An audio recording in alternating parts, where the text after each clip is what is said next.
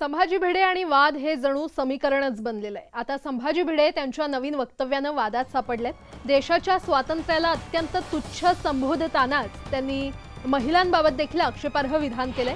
आपल्याला 15 ऑगस्ट रोजी जे स्वातंत्र्य मिळालं ते दळबद्री आणि हांडग स्वातंत्र्य आहे। आपल्याला ते जमत नसून स्वतंत्र हिंदवी स्वातंत्र्य पाहिजे अशी भूमिका त्यांनी मांडली आहे। तसंच वटसावित्रीच्या पूजेला नट्यांनी जाऊ नये आणि ड्रेस मटेरियल घातलेल्या बायकांनी देखील जाऊ नये असं वादग्रस्त विधान त्यांनी केलं।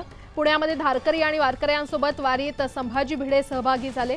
यावेळी संभाजी भिडेंनी धारकऱ्यांना संबोधित करताना ही वादग्रस्त वक्तव्य केली आहे।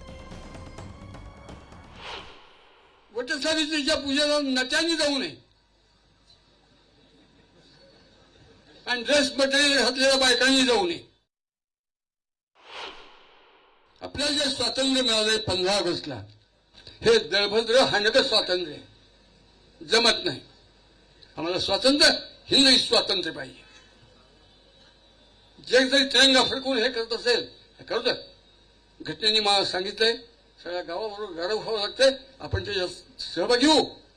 पण स्वतंत्र भगवा झेंडा घेऊन वाडी वस्ती मार्ग जिथं कुठं सूर्योदय होतं तर प्रत्येक ठिकाणी आपल्याला भगवा झेंडा घेऊन हिंदवी स्वराज्य स्वातंत्र्य दिन साजरा करायचा 15 ऑगस्टला।